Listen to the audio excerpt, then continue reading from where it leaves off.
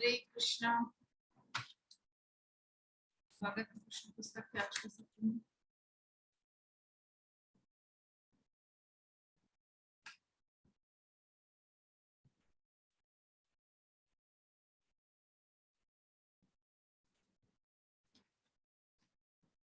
पिछले सत्र में हम चर्चा किए थे कि उद्धव जी आए हैं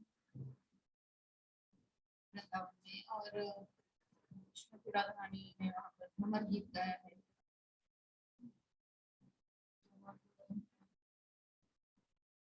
आगे जो क्रम है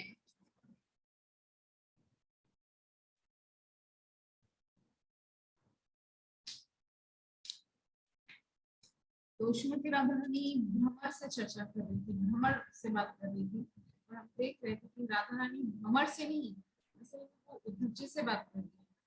उद्धव जी को लक्ष्य करके भ्रमर से बात कर रही थी, बोल रही है भ्रमर से, मतलब दिख रहा है कि सब देख पा रहे हैं कि वो भ्रमर से बात कर रही है, लेकिन वो असल में सुना रही है उद्धव जी को।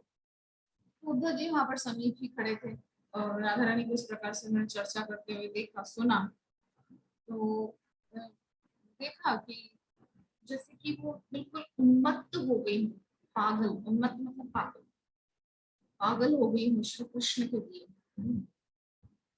इस प्रकार से श्रीमती राधा रानी की अवस्था में तो ये देखकर तो बहुत ज्यादा आश्चर्य हुआ कि गोपियां जो है कृष्ण भक्ति के सर्वश्रेष्ठ स्तर पर महाभाव में सतत श्री कृष्ण चिंतन करने की अभ्यस्त हो गई। मतलब वे लगातार श्री कृष्ण चिंतन करती रहती हैं।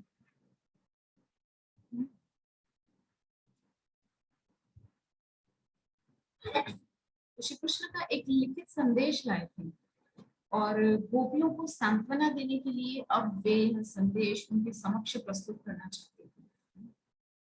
उन्होंने कहा, अरे गोपियों, आपके मानव जीवन का उद्देश्य अब पूर्ण हो गया है। उन्होंने कहा, आप सब श्री भगवान की अद्भुत भक्त हैं।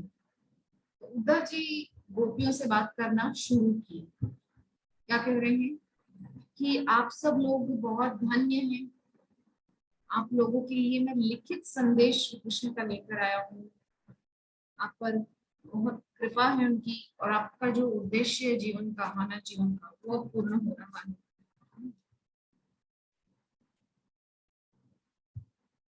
अतः आप सभी प्रकार के व्यक्तियों द्वारा उपासना की योग्य हैं। आपके मन आश्चर्यजनक रूप से वासुदेव श्री कृष्ण के चिंतन में मग्न हैं, अतः आप तीनों लोकों में उपासना के योग्य हैं। गोपियों को मुझे बोल रहे हैं कि आप सभी उपासना के योग्य हैं। दान देना, व्रतों का दृढ़ता से पालन करना, घोर तपस्या करना तथा यज्ञ की अग्नि को प्रज्वलित करना आदि सभी धार्मिक क्रियाओं व विधियों के पालन का लक्ष्य श्री कृष्ण।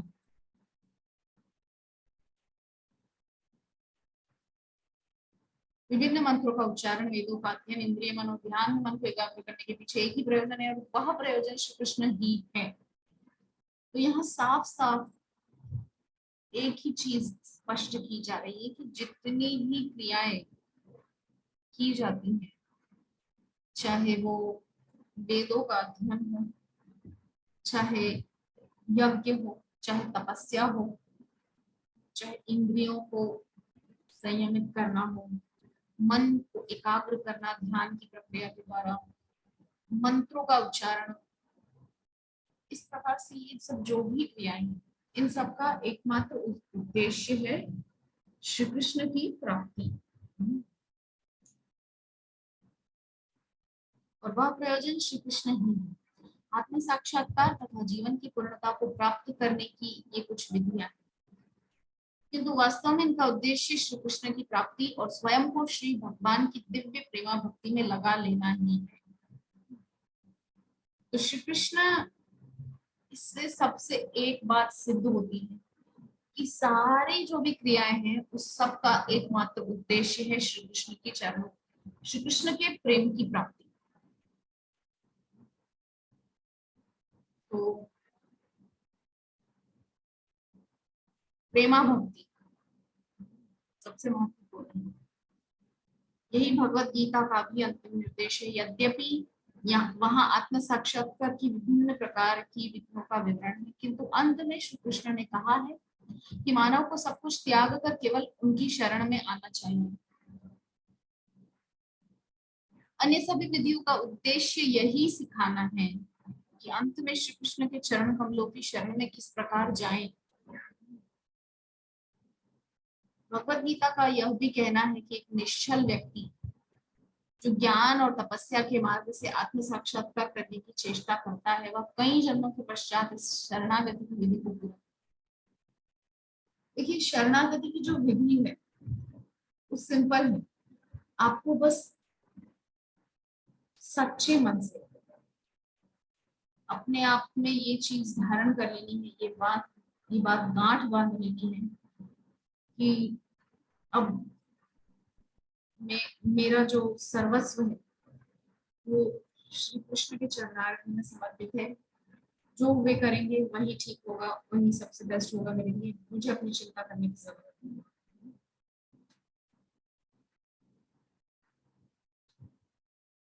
तो इस प्रकार से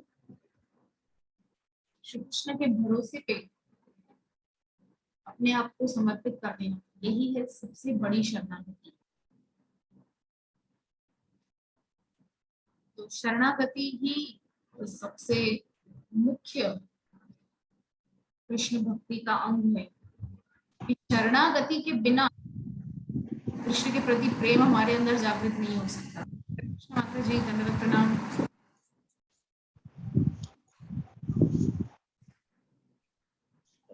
हरे कृष्ण माता जी, दंडवत प्रणाम।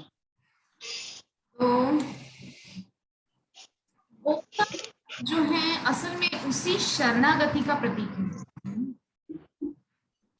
शरणागति अर्थात गोपियों ने अपना सब कुछ समर्पित कर दिया है श्री कृष्ण को, और कुछ इसके अब कोई और कामना नहीं है, कोई और उनको इच्छा नहीं है, किसी की जरूरत नहीं है। उन्होंने अपने आप को समर्पित कर दिया श्री कृष्ण के चरणों में शरणागति भाव से। इसलिए अब उनको कुछ और करना बाकी नहीं है।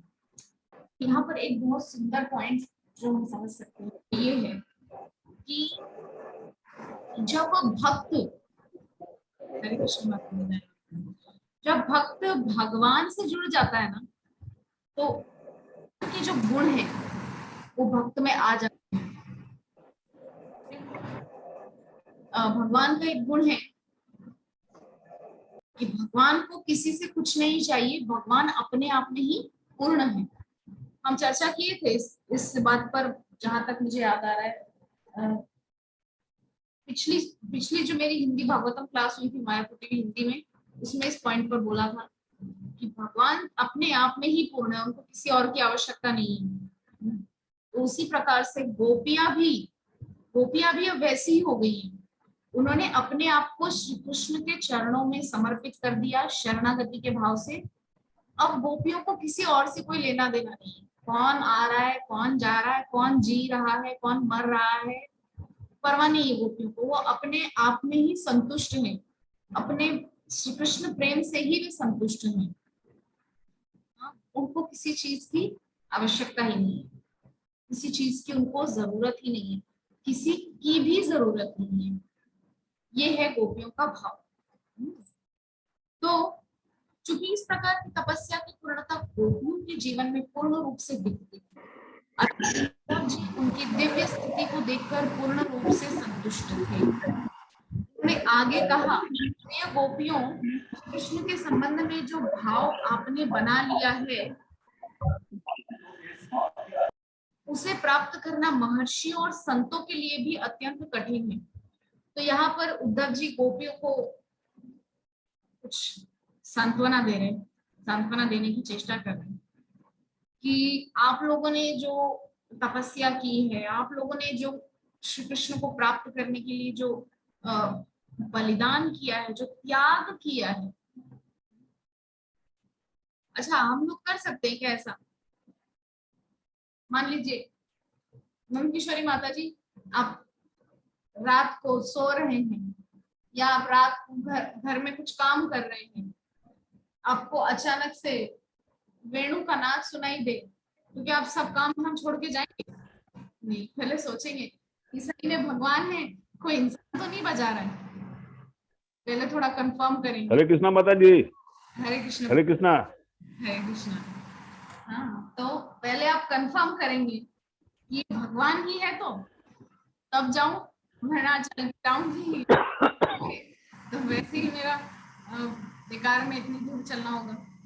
तो लेकिन गोपियों को पूर्ण विश्वास था श्री कृष्ण पे, हाँ, और अपनी भक्ति पर, इसीलिए वो बिना कुछ सोचे निकल पड़ी बस आधी रात को।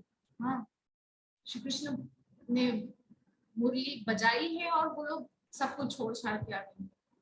गोपियों की तरह त्याग सब जगह नहीं दिखाई देता है, गोपियों का जो त्याग है वो सर्वश्रेष्ठ है। तो आगे उद्धव जी, ये सब उद्धव जी मतलब गोपियों को सांत्वना दे रहे हैं, पूरी बात हम अगर समझ लें तो यहाँ पर उद्धव जी कह रहे हैं कि आप लोगों को जो प्राप्त है ना, वो महर्षियों और संतों को भी नहीं मिलता है, उन लोगों के लिए भी कठिन है। क्यों कठिन है? क्योंकि गोपियां जो है ना वो साधन सिद्ध हो चुकी है, पहले भी हम चर्चा कर चुके हैं, साधन सिद्धा है, अर्थात उन लोगों के साधन सिद्ध हो चुके हैं। पहले भी हम एक बार इस बारे में चर्चा की थी कि गोपियों को हमने कहीं नहीं देखा कि गोपियां कहीं भागवतम क्लास में जाकर के बैठी हैं, या जब क्लास में बैठी है जब करने के लिए, या कुछ भी साधन कर रही है। नहीं, कुछ भी साधन नहीं कर रही। क्यों नहीं कर रही? क्योंकि गोपियां साधन सिद्ध हो चुकी हैं। फॉर एग्जाम्पल, जब हमारा हाथ माला झोली के अंदर होता है तभी हम लोग हरिनाम जपते हैं। क्या उसके अलावा कभी हम हरिनाम जपते हैं? ऐसे ही नहीं। इसका मतलब अभी हमारा साधन सिद्ध नहीं हुआ है, अभी हमको साधन की जरूरत है।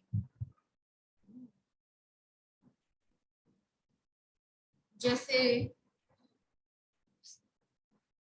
बहुत से लोग क्या करते हैं, वो क्या बोलते हैं उसको, मक्का होता है ना, मक्का का आटा होता है।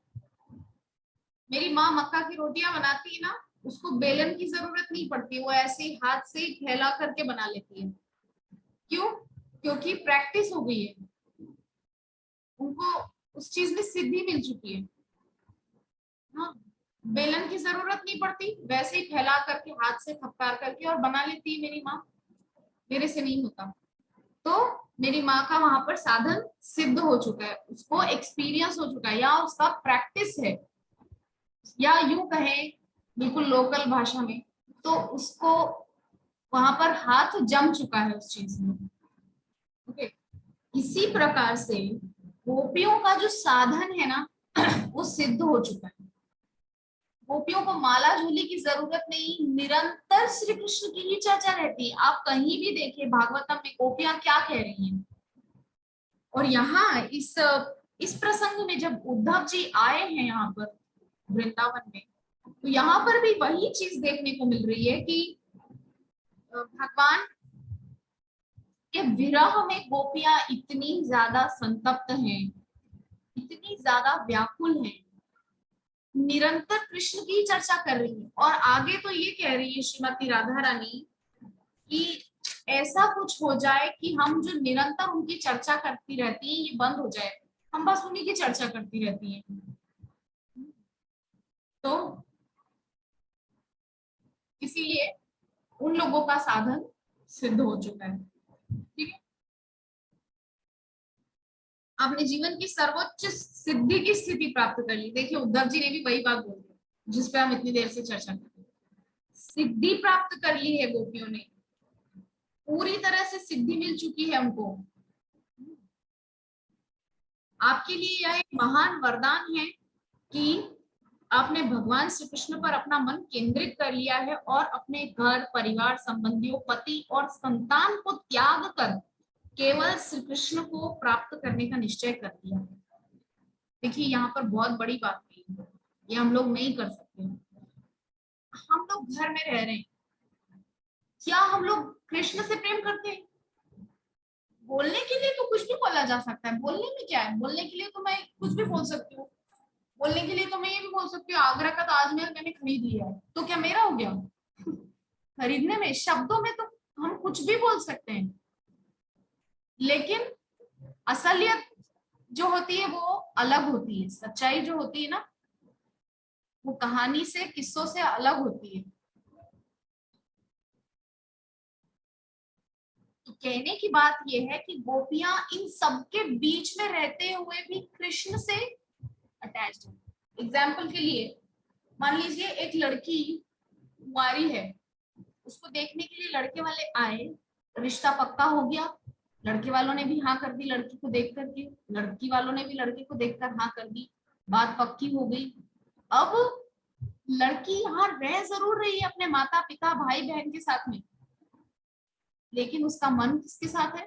पति के साथ, होने वाले पति के साथ। उसी के बारे में सोचती रहती है, उसी के बारे, उसी का चिंतन करती रहती है, क्या कर रहे होंगे, अभी कहाँ पे होंगे, क्या खा रहे होंगे, एक्सेट्रा। और शादी के बाद भी जब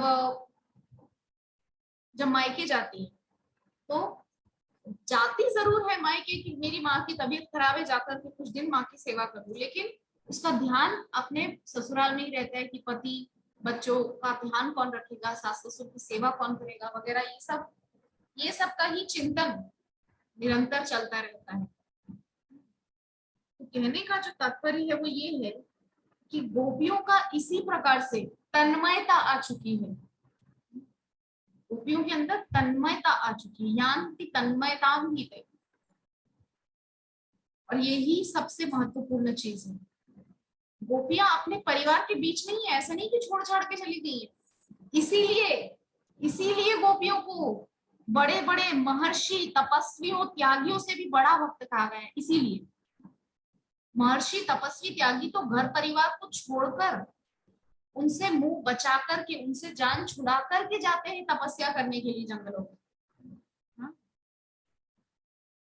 कि बहुत परेशान हो गए, दिन भर की कचकच, क्या टेंशन है, हाँ? चलो भजन करेंगे। लेकिन गोपियां उस सबके बीच में रहते हुए कृष्ण को याद कर रही है, इसीलिए गोपियों का स्थान सारे तपस्वियों, ज्ञानियों, महर्षियों, योगियों सबसे ऊपर है। इसीलिए तो कह रहे हैं ना यहाँ पर उद्धव जी, इसीलिए इस चीज को यहाँ पर बोल रहे हैं कि जो महर्षियों और संतों के लिए भी कठिन है वो आप लोगों ने प्राप्त किया है, और वो है निरंतर कृष्ण की चिंता, निरंतर कृष्ण का चिंतन।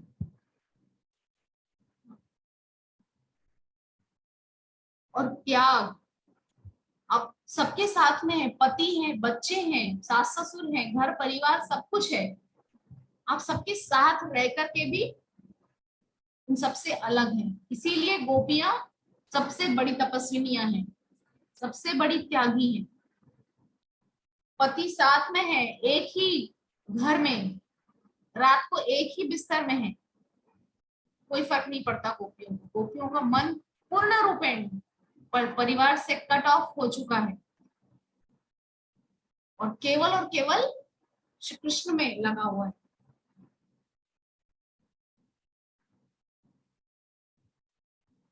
ये है गोपियों की स्थिति।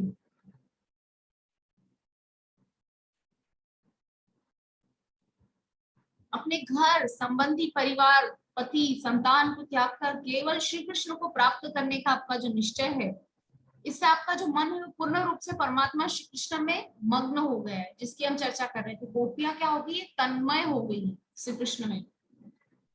अतएव आप में अपने आप ही सार्वभौम प्रेम विकसित हो गया है। मैं इसे अपना परम सौभाग्य मानता हूँ कि आपकी कृपा से ही आपकी यह स्थिति देखने का सुअवसर मुझे मिला। जब उद्धव जी ने कहा कि वे श्री कृष्ण का एक संदेश लाए हैं, तो गोपियां अपनी सर्वश्रेष्ठ स्थिति के विषय में सुनने से अधिक उस संदेश को सुनने को अधीर होगी। मतलब श्री कृष्ण ने उनके लिए क्या लिख भेजा है, इसी चीज का उनके अंदर चिंतन चल रहा है गोपियों के अंदर। अपनी उच्च स्थिति की प्रशंसा सुनने में उनकी रुचि नहीं थी। उन्होंने श्री कृष्ण का वह संदेश सुनने के हेतु उद्विग्नता प्रदर्शित की जो उद्धव लाए थे। तो गोपियों का मन है कि जो उद्धव जी जो पत्र लाए उसको वे पढ़ना चाहती हैं। उद्धव जी ने कहा, प्रिय गोपियों, आप महान और मृदु स्वभाव की भक्त हैं। श्री कृष्ण मृदु स्वभाव की भक्त हैं। आप तक यह संदेश भेजने के लिए मुझे विशेष रूप से नियुक्त किया गया है। श्री कृष्ण ने मुझे आपके समीप विशेष रूप से भेजा है क्योंकि मैं उनका सर्वाधिक अंतरंग दास हूँ। कौन बोल रहा है ये? उद्धव जी बोल रहे हैं, अपने आप के लिए बोल रहे हैं कि मैं बहुत ही अंतरंग दास हूँ भगवान का,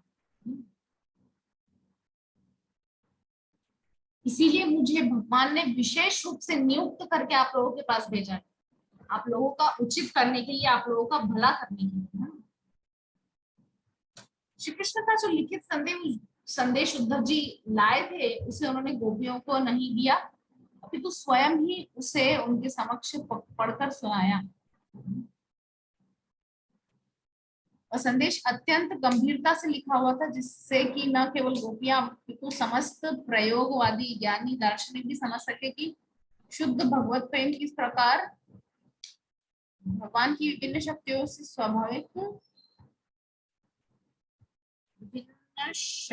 स्वाभाविक रूप से जुड़ा हुआ है। तो उद्धव जी यहाँ पर बोल रहे हैं कि गोपियों को जो पत्र लाए हैं श्री कृष्ण का वो उन्होंने नहीं दिया,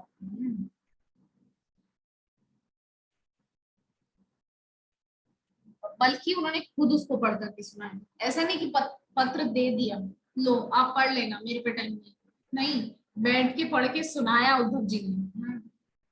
तो बहुत ही गंभीरता से लिखा हुआ था श्री कृष्ण ने, जिससे कि न केवल गोपियां अपितु समस्त प्रयोगवादी दार्शनिक भी समझ सके कि शुद्ध भगवत प्रेम किस प्रकार भगवान की विभिन्न शक्तियों से स्वाभाविक रूप से जुड़ा हुआ है। तो भगवान और भक्त का जुड़ाव है, इस हिसाब से वैदिक ज्ञान से यह बात ज्ञात होता है कि भगवान अनेक शक्तियों से युक्त है। परास्य शक्तिर्विविधैव श्रूयते, भगवान अनेक शक्तियों से युक्त है। तो परा अपरा सभी जानते हैं, अंतरंगा बहिरंगा और एक तटस्था, जिसके अंतर्गत हम आते हैं, जिसमें जीव जिसमें आते हैं वो है तटस्था शक्ति। गोपियां श्री कृष्ण की इतनी अंतरंग सखियां थी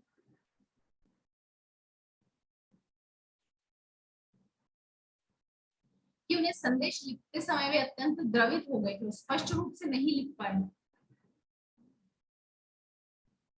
स्पष्ट रूप से नहीं लिख पाए। बृहस्पति के शिष्य उद्धव जी बहुत बुद्धिमान थे, बहुत तीव्र, अतः लिखित संदेश गोपियों को देने के स्थान पर उन्होंने उचित समझा कि वे स्वयं उसे पढ़कर सुना दे, उसकी व्याख्या भी कर दे। तो गोपियों को नहीं दिया है उद्धव जी ने वो पत्र सीधा सीधा, और खुद पढ़ करके वहां पर सुनाया।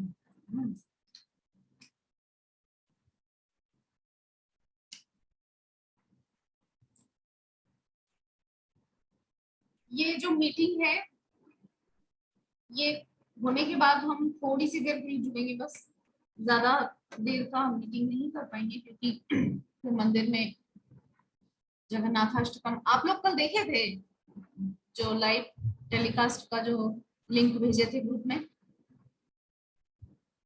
जगन्नाथ गुंडीचा मंदिर से, आरती आरती जो प्रभु जी गाए थे ना माता जी। हाँ, उसके बाद जगन्नाथाष्टकम भी हुआ था। बहुत अच्छा, पूरा नहीं देख पाए थे, थोड़ा ही देख पाए, जगन्नाथाष्टकम नहीं सुन पाए। जगन्नाथ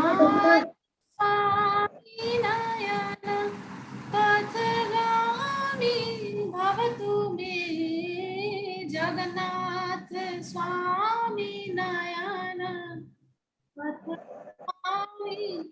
भवतु मे। ऐसे बहुत अच्छा लग रहा था माता। आप सुने थे जगन्नाथाष्टकम? जगन्नाथाष्टकम सुने जी, बहुत अच्छा लगा। खुलने का खुला ही नहीं जी, माता जी, बहुत कोशिश किए खुलने का, खुला ही नहीं लिंक आपका। अच्छा क्यों नहीं खुल रहा है लिंक, समझ में हमको नहीं आया। हारमोनियम बजा रहे थे माता जी ये और गा रहे थे, बहुत अच्छा, मन इतना लग रहा था अच्छा, नहीं कि क्या कहे, बस वही तो। विपिन संगीत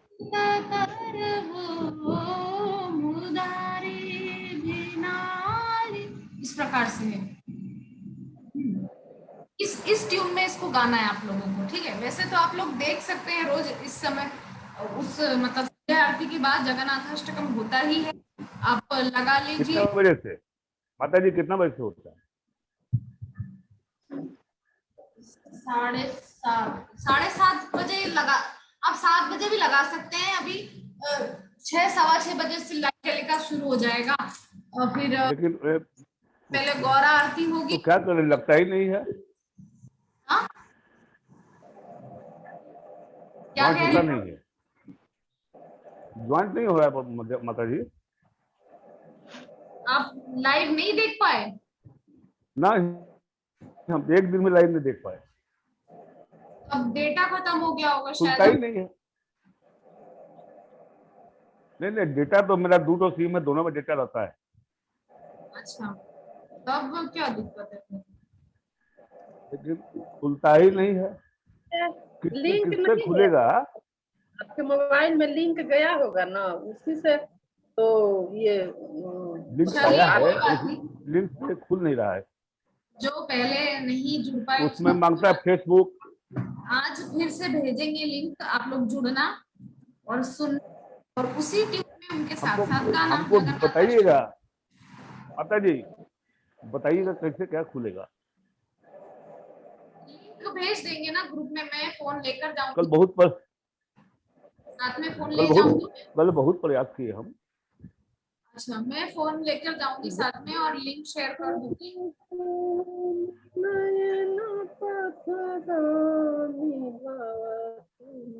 तो जिस जिस सुर में वो वहां पर गाते हैं, आप भी पीछे पीछे दोहराइएगा, सिंपल। हरे कृष्णा माता जी, वही एक जगन्नाथ स्वामी नयन पथगामी भवतु में वही सुर हमको याद आ रहा है, और गा रहे थे तो उस सुर नहीं पता वो उस सुर पता ही ना, कल से हम रट रहे हैं वही जगन्नाथ स्वामी नयन ऐसे है, पथगामी। मायापुर जाने के लिए किधर से जाते हैं माता जी? मायापुर जाने के लिए कैसे जाते हैं? आप कहाँ रहते हैं? मुजफ्फरपुर, हम राइट? मुजफ्फरपुर में रहते हैं। तो वहां तो स्टेशन होगा ना? मुजफ्फरपुर बिहार बहुत बड़ा स्टेशन है, हाँ, तो वहां वहां से से कहाँ आप आना होगा? हावड़ा, अगर हावड़ा नहीं, हावड़ा हावड़ा जाने का जरूरत नहीं है। ऐसा है माता जी, हावड़ा जाने का जरूरत नहीं है। हावड़ा कोई जाने बोला का, हमको बंडल में उतर जाने के लिए, हाँ तो बैंडल हावड़ा जाने का जरूरत नहीं है। तो बैंडल बैंडल से फिर अब तो प्रभु जी को बोले थे कि हमको बताइए कैसे आना है, तो लेकिन उनको अभी तक बताया ही नहीं। बैंडल से फिर आपको नवद्वीप आना है, 1-1.5 घंटा नवद्वीप आने में लगेगा। लोकल में। हाँ, लोकल ट्रेन से नवद्वीप। और हावड़ा से नवद्वीप कैसे आना होगा? वो भी लोकल ट्रेन, हावड़ा काटवा लोकल। तो वो उसके लिए फिर नवद्वीप कितना देर पड़ेगा? नवद्वीप आप उतरेंगे तो नवद्वीप बाहर आएंगे आपको नहीं, हावड़ा से माता जी एक मिनट, हावड़ा से नवद्वीप कितना दूर पड़ेगा? 125 किलोमीटर है। तो बस हो, तो वहां भी तो 2 घंटा लग जाएगा, 1.5-2 घंटा। 2.5-3 घंटा लगता है लोकल तो ट्रेन फिर से। तब तो बंडल से नजदीक पड़ेगा ना। वैसा भी आपको जो उचित लगे, आपको जो अनुकूल हो। उचित लगे जो नजदीक पड़ेगा उसी से आएगा ना माता जी। हाँ, आप बैंडल आ सकते हैं, बैंडल से आपको ट्रेन मिल जाएगा, लोकल ट्रेन नवद्वीप के लिए। नवद्वीप हाँ। स्टेशन से आपको बोलना है कि घाट लेकर के, तो वो घाट उतार देंगे, वहां से आपको नौका मिलेगा जो 5 मिनट में आपको मायापुर पहुंचा देगा। बस सिंपल। आने का तो बहुत मन कर रहा है, लेकिन हम क्या करें, बुलाहट में पड़ा रहता है।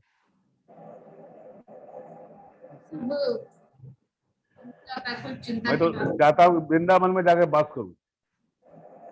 मैं हूँ अकेला आदमी।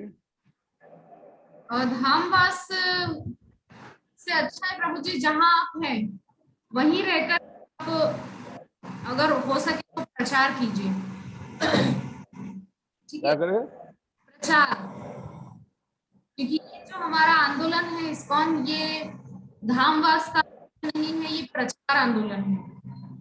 ठीक है, श्रील प्रभुपाद 70 वर्ष की आयु में वृंदावन छोड़ के, वो तो वृंदावन में ही रहते थे ना, उनको कौन वाला था, लेकिन वो 70 वर्ष की आयु में वृंदावन को छोड़ करके अमेरिका जैसी जगह में गए। सोचिए आप, जहाँ पे सिर्फ और सिर्फ भोग है, भोगों के अलावा और कुछ नहीं है। कहाँ? America, America.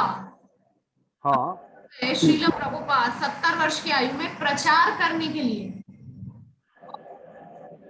उन काम वासना में लिप्त और भोग में लिप्त अमेरिकी विदेशी लोगों को मालूम है, हम भक्त गए हुए बना, अमेरिका, भक्त मैं बना अमेरिका दिया। गया हुआ हूँ। बात वो नहीं कि आप लेकिन अमेरिका गए, बात ये है कि श्रील आज भी वही है भक्ति में लगा दिया, लेकिन आज भी कुछ बहुत है ऐसा। मेरा दो बेटा रहता है अमेरिका में।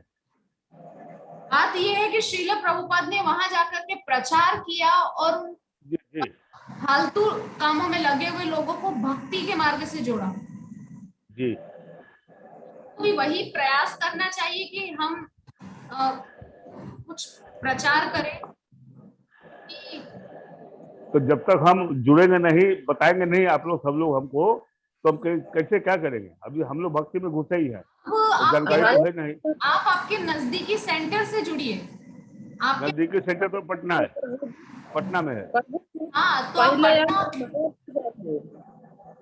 प्रभु जी पहले आप मायापुर जाइए, मायापुर कोशिश कीजिए, पहले मायापुर जाकर के आप वहाँ देखिए। हम तो भी वैसा ही गए थे। वृंदावन तो हम कई बार गए हैं माता जी, वृंदावन हम कई बार गए हैं। मायापुर आप पटना सेंटर जाइए, हाँ, पटना टेम्पल जाइए, हाँ, और आप उन लोगों से पूछिए कि मैं किस प्रकार से प्रचार करने में हेल्प कर सकता हूँ, किस तरह से मैं ज्यादा से ज्यादा प्रचार कर सकता हूँ।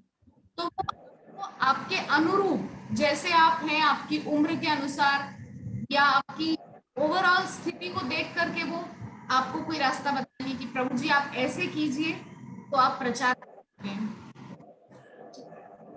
तो हमको यथासंभव ऐसा करना चाहिए जिससे जो लोग भक्ति में नहीं हैं उन लोगों को हम भक्ति में लाएं, क्योंकि बहुत ही मतलब कष्ट देखने में लगता है कि वो लोग बहुत ही आलीशान जीवन जी रहे हैं दुनिया में सभी लोग, लेकिन केवल और केवल मलमूत्र के भांड में गिरे पड़े हैं। आप लोगों ने ये स्टोरी सुनी होगी बहुत बार, लेकिन फिर भी मैं यहाँ पर इस प्रसंग के साथ में जोड़ करके उस कहानी को बोलूंगी। एक राजा एक लड़की से बहुत आसक्त था। तो वो लड़की, कैसे मैं इस राजा को सन्मार्ग दिखाऊं, ये मेरे में बहुत आसक्त है। ये अपने राजधर्म को भूल करके और मनुष्य धर्म को भूल करके, जिस मनुष्य का धर्म है भक्ति करके अपने भगवान के धाम वापस लौटना, लेकिन ये उस सब से भटक करके और मेरे में उलझा हुआ है। तो उस लड़की ने सोचा कि कैसे मैं इस राजा को सम्मति इसकी दिलाऊं और सन्मार्ग पे इसको लाऊं।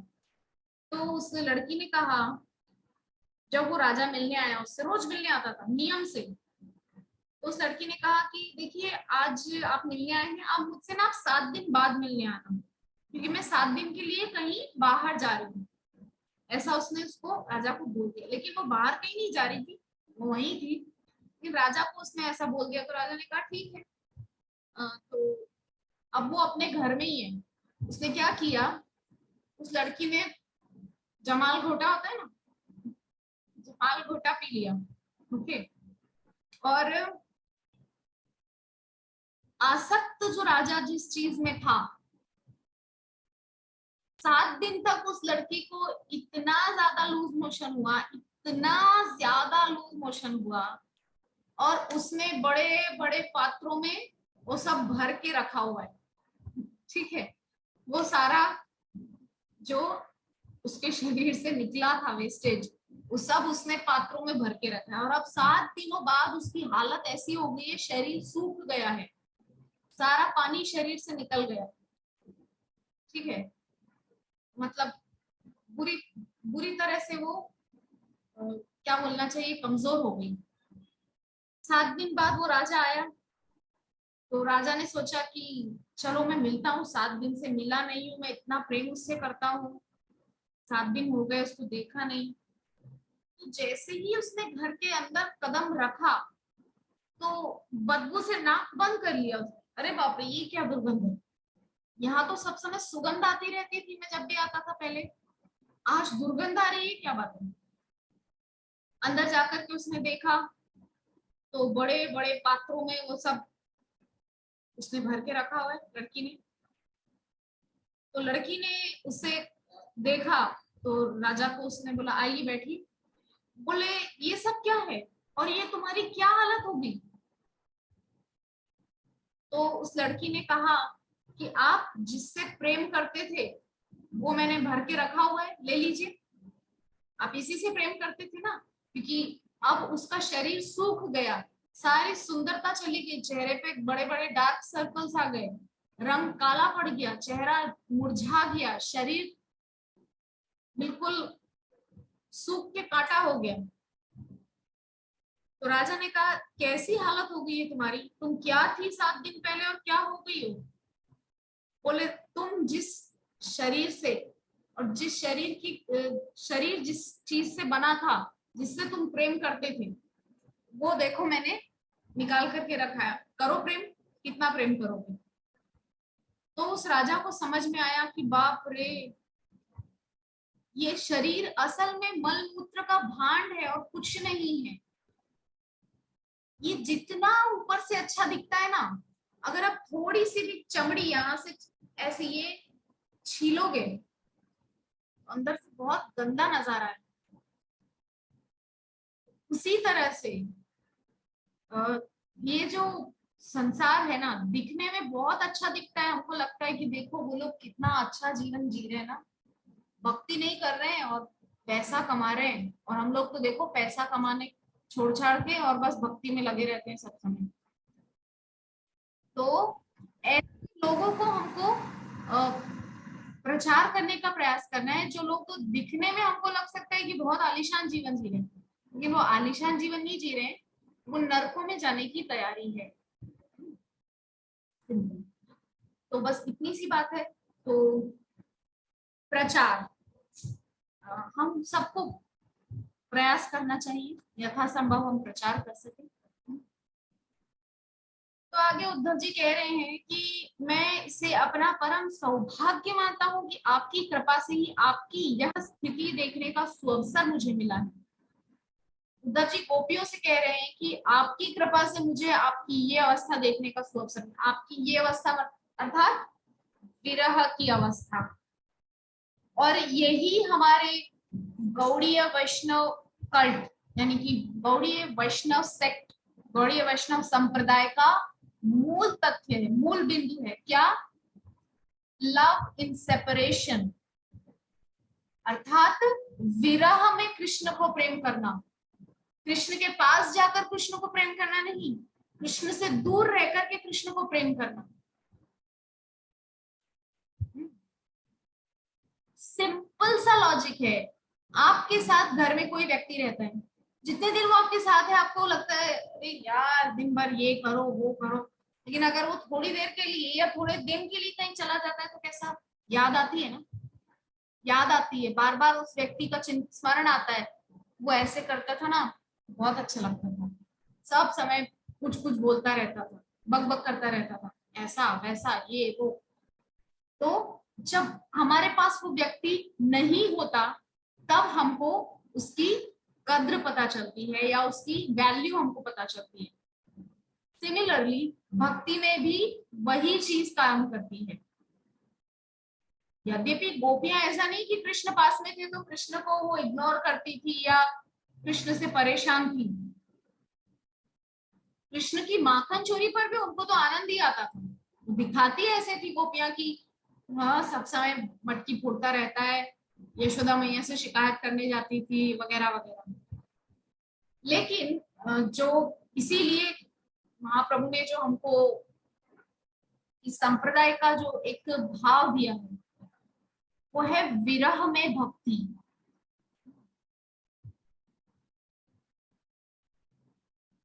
तो हमको भी उसी चीज को अपने जीवन में उतारना है, विरह में भक्ति।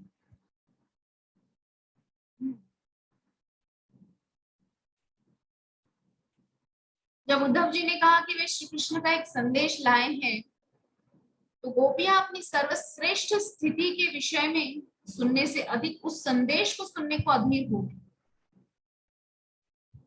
तो आगे उद्धव जी कह रहे हैं कि आप बहुत महान हैं गोपियों, आप बहुत मृदु स्वभाव की भक्त हैं और मुझे विशेष रूप से आपके समीप भेजा है भगवान ने। श्री कृष्ण का जो लिखित संदेश उद्धव जी लाए थे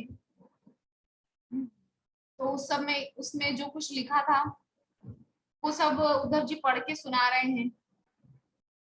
तो जिससे न केवल गोपियां अपितु समस्त प्रयोगवादी दार्शनिक भी समझ सके कि शुद्ध भगवत प्रेम किस प्रकार भगवान की विभिन्न शक्तियों से स्वाभाविक रूप से जुड़ा हुआ है।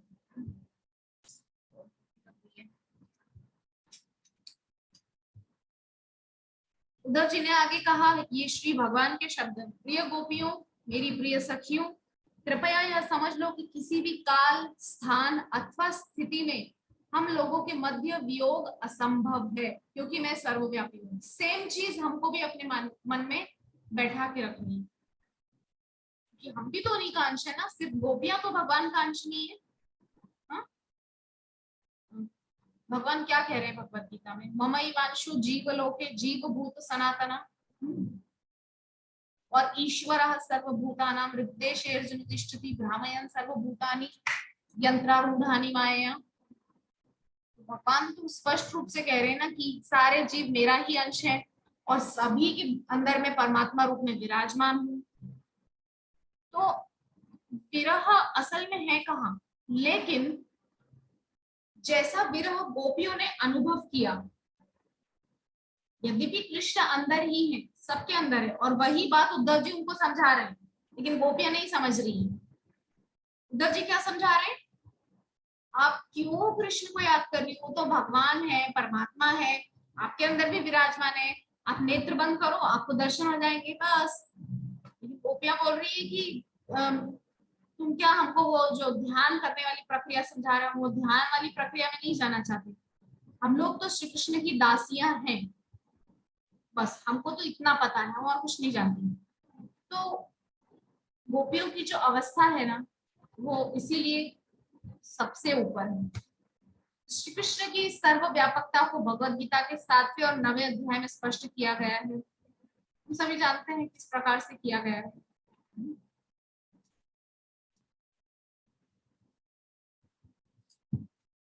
7वें अध्याय में कहा गया है पंचभूत पृथ्वी जल अग्नि समीर व गगन तथा 3 सूक्ष्म तत्व मन बुद्धि तथा अहंकार सभी श्री कृष्ण की अपराशक्तियां हैं, किंतु एक दूसरी पराशक्ति भी है जिसे जीव कहते हैं। तो पराशक्ति के अंदर हम आते हैं, जीव शक्ति, और अपराशक्ति है भगवान की योग माया, भगवान की इंटरनल पोटेंसी, इंटरनल एनर्जी। जीव भी प्रत्यक्ष रूप से श्री कृष्ण के विभिन्नांश हैं। अतः श्री कृष्ण प्रत्येक वस्तु के भौतिक और आध्यात्मिक दोनों कारण हैं। वे कारण और कार्य रूप में प्रत्येक वस्तु में मिले हुए हैं। न केवल गोपियां किंतु सभी जीव सभी परिस्थितियों में